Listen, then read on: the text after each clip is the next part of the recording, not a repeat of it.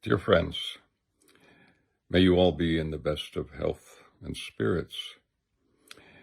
I am speaking to you today from my forest retreat, and I wanted to bring to you the topic that follows some of the recent conversations we've had about how close God is to us, to our very selves, and also reminding us that nevertheless one is expected to continue striving towards the divine presence.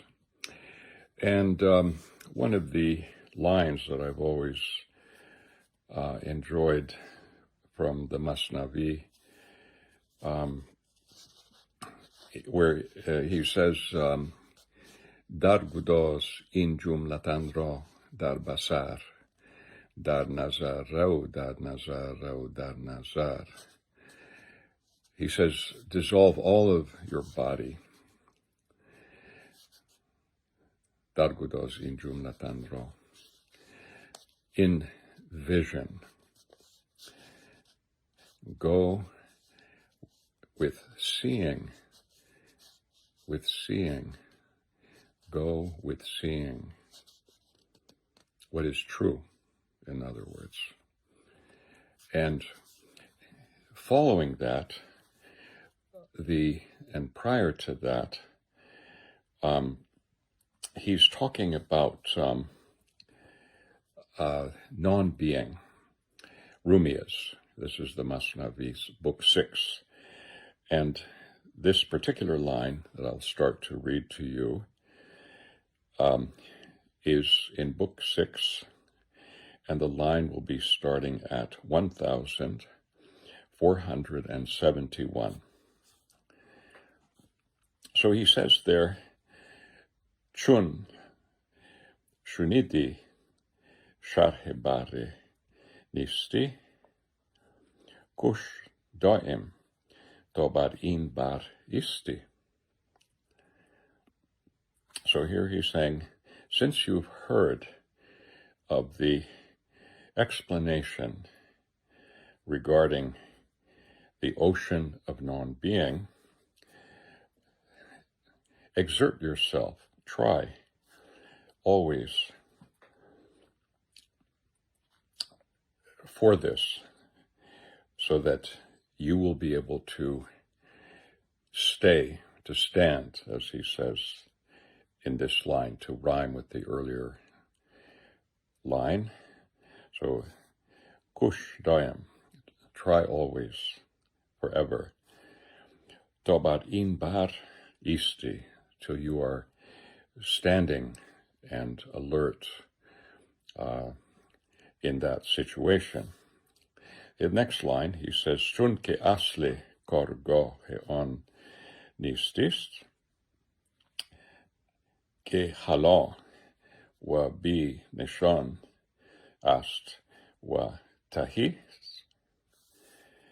So he says, since the origin of the workshop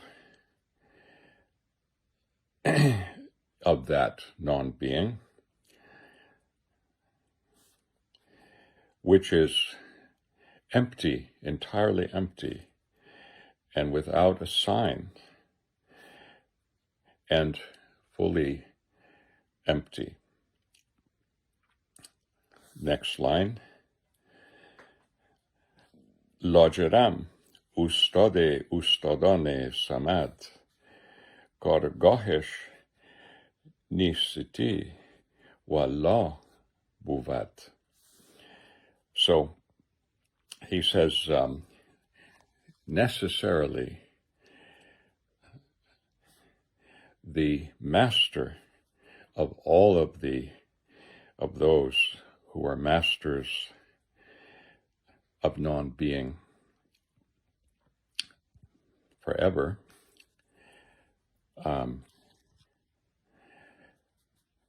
Kargahesh nisiti walobuvat. So that master, which is God, of course, he's saying his workshop is non-being, and la, meaning la buvad. It doesn't exist, but also we can note here that la, which Rumi is using throughout the Masnavi, represents the idea of no or not. So the next line, he says, Har kujo inisti absuntarast kar haq wa kargahesh on sarast. Anywhere that this non-being is more diffused, is greater, the work of God. The work of God is in this workshop in that direction of non-being, of course. So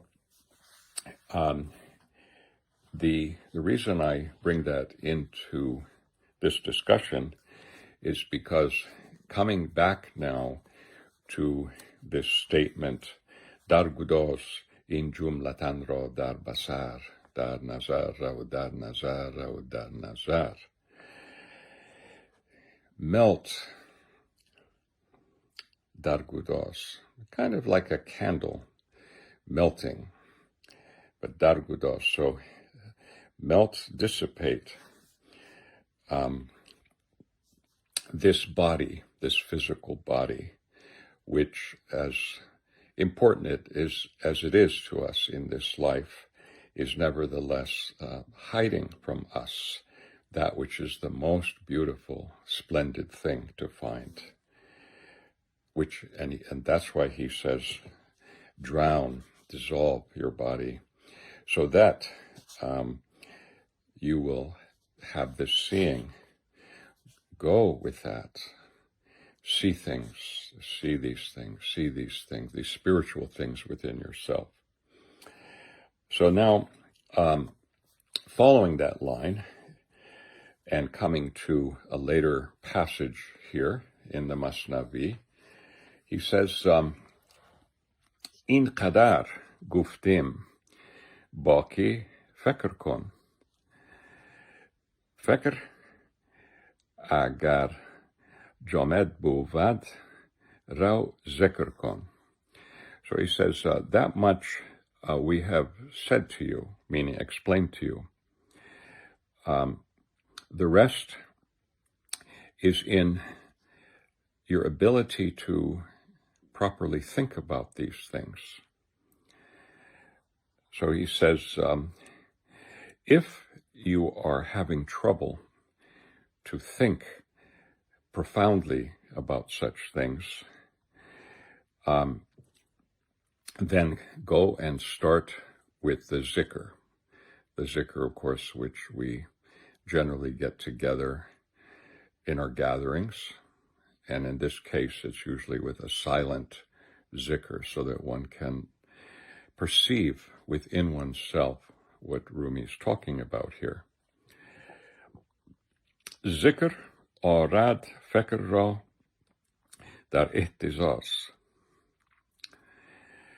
ذکر را خورشید این افسرده ساز. So he says, the zikr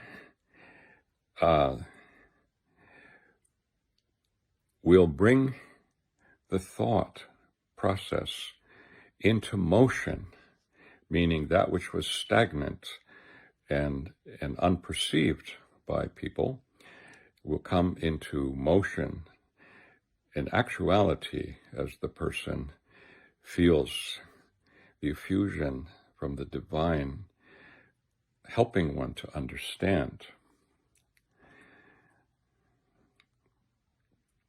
So he says the zikr is the sun of this frozen one. The frozen, it will melt that which is frozen, which was the thought process, and it will bring it into lively perception. Zonke tarke kor chun nozi buvad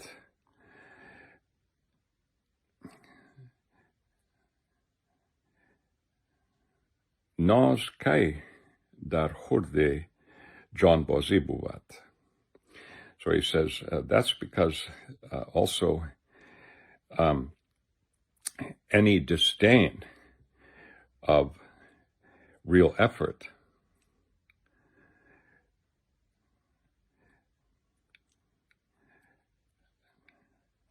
is inappropriate. And he says, so disdain, how can disdain have any correlation or any connection to giving up oneself to God, huh? John Bozi.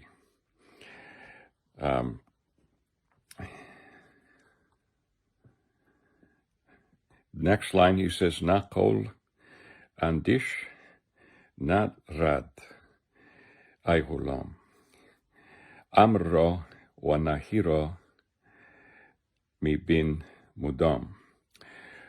So he says regarding part of the effort is part of the spiritual practices and religious devotions that one makes. So he says, neither accept this thought of yours, nor reject it, O servant of God. The requisites of the faith, which is the commands and the negation, those things which are commanded and those which we turn away from, okay? Always keep them in front of you, meaning always, mi binid mudam, always take them into consideration and don't forget them.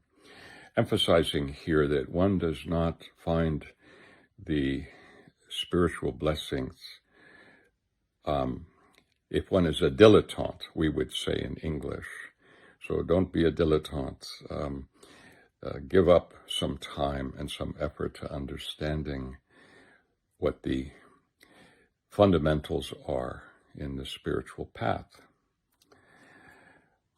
Then he says, for those who understand this and achieve this, he says, Murke jazba nagahan parad zeush chun bidi di sob sham ongo bekush. Very beautiful statement here. He says the bird of God's attraction. See, the bird of God's grace and attraction of our spirit to ourselves will suddenly fly out from its nest, meaning the nest, of course, that might have been hidden within oneself until all of these conditions are met. And this will allow for the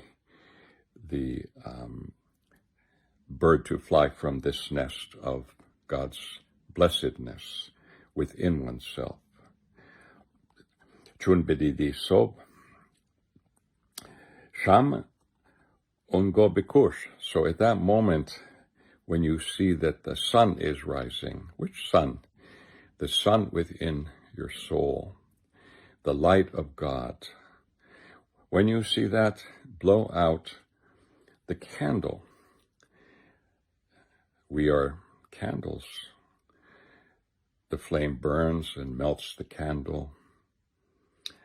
And that is the work of the true dervish, is to dissolve oneself, except for vision. So here he says, when that happens, when the sun is rising within the soul, blow out the candle, give it all up completely. Be one with God without needing the identity of the candle, which, yes, has suffered so much, but also still stands in the way.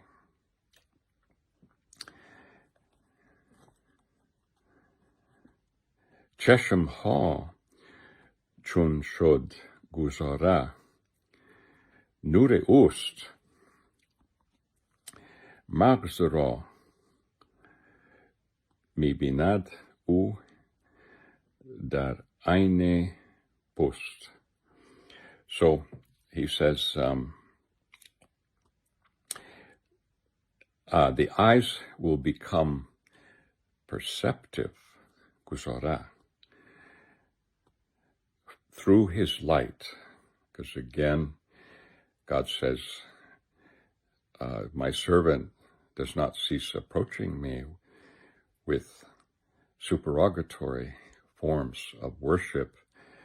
I love that servant, and I become his ears, his hearing, in other words, his vision or her vision. And so this is a very beautiful connecting line. And then he says, Binad andar zara khurshide baqa. Binad andar qatra kule bahar. So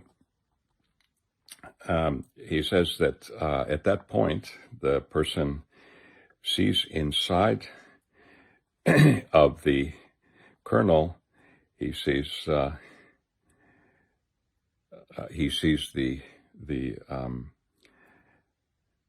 sun of Baqa.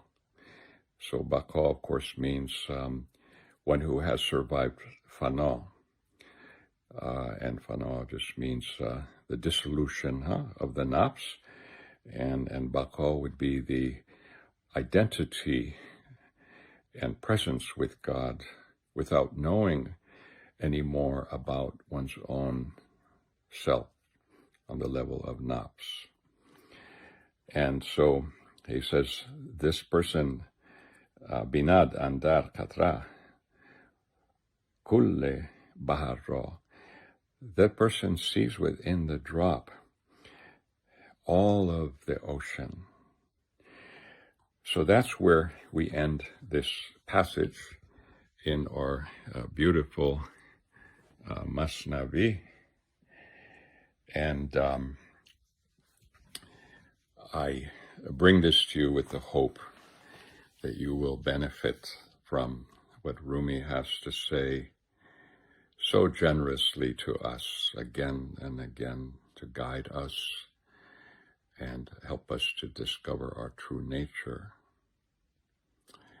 May God bless you all.